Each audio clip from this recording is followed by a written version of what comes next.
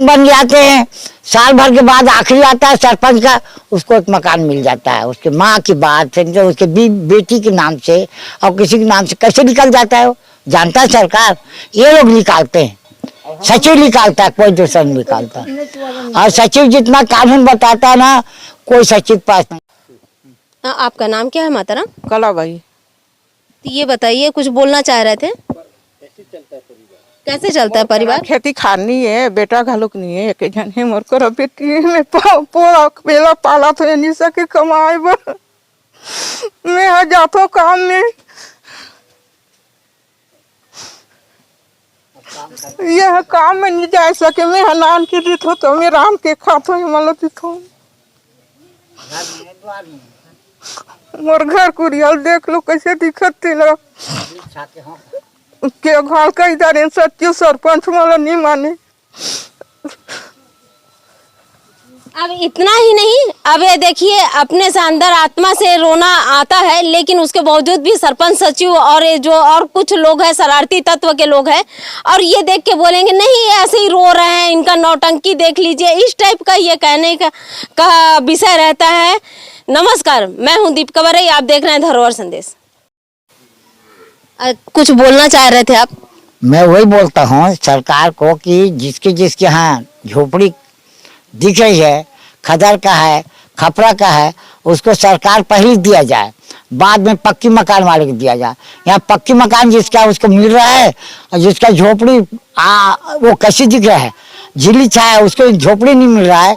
यही चीज़ हम बोलना चाहते हैं, सरकार देना है तो ऐसी आदमी को पहले दे, बाद में भले किसी को दे, ये कहना हमारा।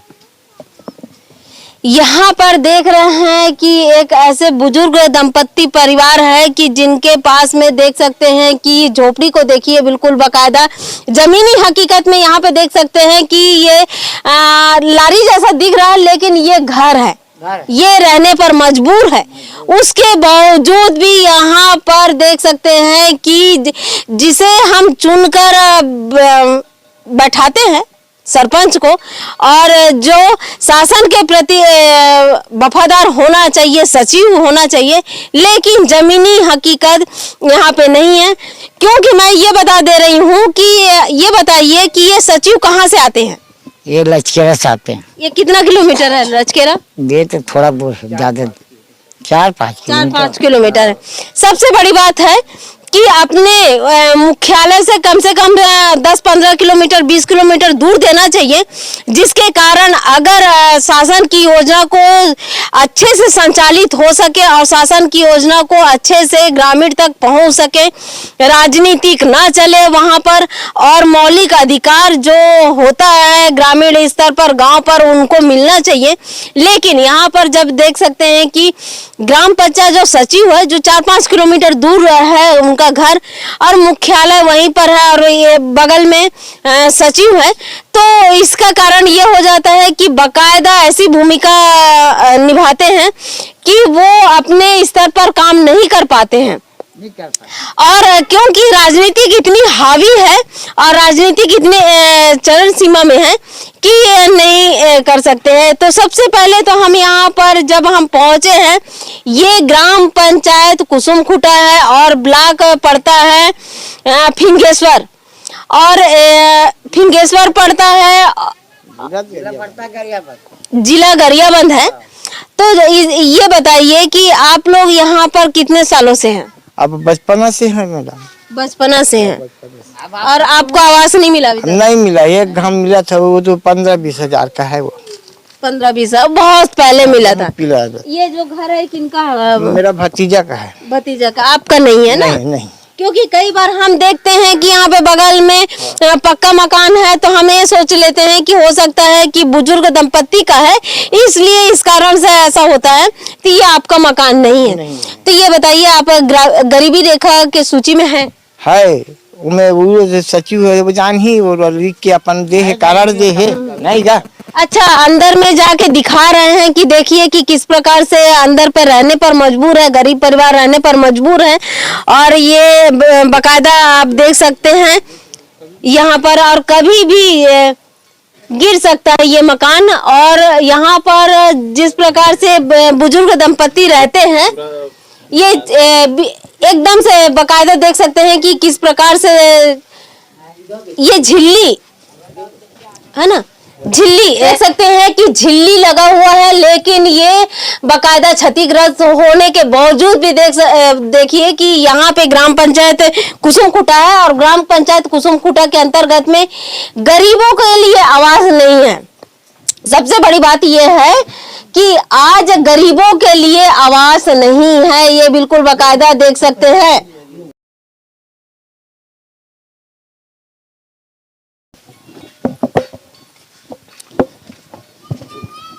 ये देखिए कि गरीब के लिए कभी भी आवास नहीं है।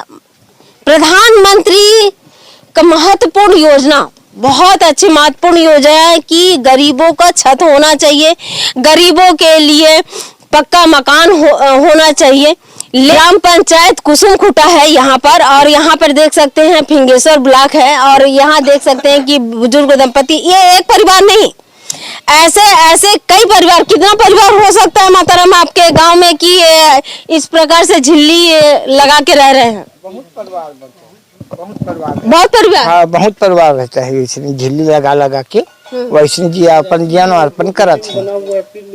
और ऐसा तो नहीं है कि आपके गांव में आया ही ना होगा आवास, इसलिए आपको नहीं मिला है? नहीं, आगे आवाज जेकर घर आए तेकर घर 2 घाव 3 घाव आए, जेकर घर नहीं तेकर कोई शिकायत नहीं, सुनना नहीं। उसके पास खेती है और मकान है, उसको पहले आ रहा है, समझे? जिसके पास जमीन है और सब कुछ है उसको मकान मिल रहा है।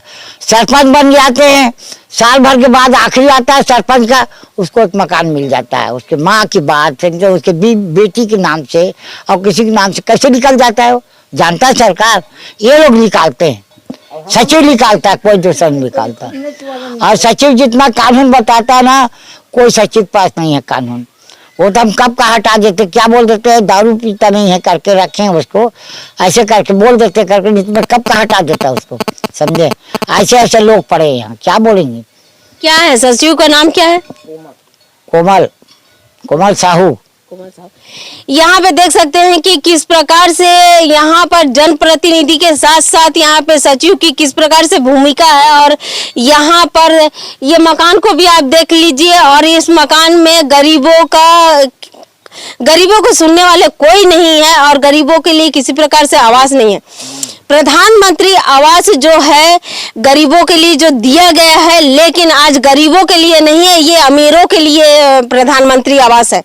सबसे बड़ी बात है ये है कि गांव स्तर पर जब आप जाओगे, वहां पर जाके जब ग्राम पंचायत सरपंच सचिव होते हैं, तो ग्राम पंचायत सरपंच सचिव सर्वा होते हैं, अपने ग्राम पंचायत के मालिक होते हैं, और ग्राम पंचायत के मालिक के साथ साथ पूरे ग्राम पंचायत उन्हीं का रहता है। तो सबसे बड़ी बात यह है कि ग्राम पंचायत सचिव और सरपंच दोनों मिली भगत से शासन की योजनाओं को किस प्रकार से तोड़ मरोड़ कर ऐसे व्यक्तियों को दिया जाता है जिनके पास में पूरी तरीके से उनके पास में खेत है, पक्का मकान है। और सबसे बड़ी बात है कि आज अगर आप राजनीति करो, आपके पास में आवास भी रहेगा और पंचायत के हर सुविधा प्राप्त है। शासकीय कर्मचारी हो तो आपके पास में हर चीज रहेगा, लेकिन गरीब के लिए नहीं है। गरीब एक गरीबी रहेगा और गरीब एक गरीबी के तहत ही जीने के लिए मजबूर है, लेकिन गरीबों के लिए प्रधानमंत्री आवास बिल्कुल नहीं है। यहाँ पर ग्राम पंचायत कुसुमकुटा है और कुसुमकुटा के अंतर्गत में यहाँ पर सूक्ष्म जांच हो, और जांच होने के साथ साथ जो अभी सर्वे किया गया है, सर्वे में भी अभी बहुत तरीके से फर्जीवाड़ा भी हुआ होगा। जिनके घर में बिल्कुल बाकायदा छत है उसका भी बिल्कुल लिख दिया गया होगा। वो क्या करते हैं, जो सर्वे करते हैं, मैं बहुत सारे ऐसे देखी हूँ पंचायतों में भी सर्वे करते हैं, तो सर्वे करते हैं तो सबसे बड़ी बात है कि जो देख सकते हैं ये इनका नहीं है मकान, ये इनके भतीजे का मकान है और ये इनका है। तो जो कच्चा मकान है, कच्चा मकान के सामने में फोटो खिंचा के डाल दिया जाता है और पक्का मकान को बताया नहीं जाता है।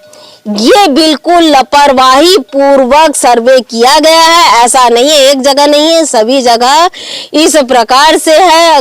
गरियाबंद जिला में क्योंकि हमें इसलिए बोलते हैं गरियाबंद जिला जो है अपना आदिवासी क्षेत्र है, लेकिन ये अब साहू बहुमूल्य क्षेत्र है यहाँ पर। लेकिन उसके बावजूद भी आज भी गरीबों को देख सकते हैं कि किस प्रकार से गरीब यहाँ पर मजबूर है, रहने पर मजबूर है। और ये आप कौन से इसमें आते हैं बाबा, क्या नाम है पूरा? श्यामलाल और जाति सही से। सही है। अब मेन है, सबसे बड़ी बात है कि यहाँ पे जाति विशेष भी देखा जाता है कि गरीबों के लिए जाति, भाई गरीब है इसलिए उनके लिए अलग तरीके से ट्रीट किया जाता है, अलग तरीके से कानून बनाया जाता है, अलग तरीके से उनको काम दिया जाता है। ये बिल्कुल आप जमीनी स्तर पर देख सकते हैं। और मैं यहाँ पर पहुंची हूँ और तस्वीरें कभी झूठ नहीं बोलती है। तस्वीरें जो मैं दिखा रही हूँ बिल्कुल बाकायदा इस छानी को दिखाइए, और छानी पर यहाँ पे रहते हैं तो और भी यहाँ पे ग्रामीण मौजूद है। तो सचमुच ये यहाँ पे दंपत्ति रहते हैं कि नहीं रहते? कभी कभार ऐसा होता है कि समाचार बनाने के लिए पहुंच जाते हैं फिर दोबारा नहीं होते हैं। तो हम यहाँ पर ग्रामीण जो और भी मौजूद है उनसे भी हम पूछते हैं। बाबा ये बताइए कि इन लोग यहीं रहते हैं कि अलग जगह रहते हैं? यहीं रहते हैं, यहीं रहते हैं, यहीं रहते हैं। और भी ग्रामीण है उनसे भी हम पूछते हैं। माताराम आपका नाम क्या है? नाम ला बता दे तू कर मन मोल्ला। हाँ हाँ, आपका नाम? मोर गीता। गीता। ये बताइए बुजुर्ग दंपत्ति यहीं रहते हैं कि बाहर रहते हैं? नहीं यदि नीचे रहता है यहीं से रहते हैं, यहीं रहते हैं, है ना? यहीं रहते हैं ना? हाँ। ये हकीकत है, इसलिए मैं कह रही हूँ, जमीनी हकीकत दिखा रही हूँ। ये बताओ ये यहीं रहते हैं कि बाहर रहते हैं? यही रहते हैं। यहीं रहते हैं ना? तो ये बिल्कुल मैं साबित कर दे रही हूँ मेरे समाचार के माध्यम से कि ये बुजुर्ग दंपत्ति यहीं रहते हैं और कई वर्षों से रह रहे हैं, लेकिन आज भी इनको प्रधानमंत्री आवास से वंचित है। ये करीबन तो होगा ही, हर पंचायतों में 100-150 पंचायत ये आवाज तो पहुंच गया है, 100-150 बिल्कुल बाकायदा कह सकती हूँ। लेकिन यहाँ पे सूक्ष्म जांच हो कि ऐसे व्यक्ति, और सबसे बड़ी बात है कि शासन की योजना का जो दुरुपयोग किया जाता है सरपंच सचिव द्वारा, ये बिल्कुल सूक्ष्म जांच होकर ये करना चाहिए। अगर जिसका पहले से मकान है, पक्का मकान है और उसे दोबारा फिर दे दिया गया है प्रधानमंत्री आवास योजना के तहत में, उसे आवास दे दिया गया, तो उसे सूक्ष्म जांच होना चाहिए और उसके ऊपर रिकवरी भी होना चाहिए कि जिस प्रकार से वो घोषणा पत्र में घोषणा पत्र दिया जाता है और उस घोषणा पत्र के तहत में जब जमीनी हकीकत में जाओ तो वहां पर वो वास्तविकता नहीं रहता है। यहाँ बात की सत्यापन होना चाहिए। मैं हूँ दीपिका बरई, आप देख रहे हैं धरोहर संदेश।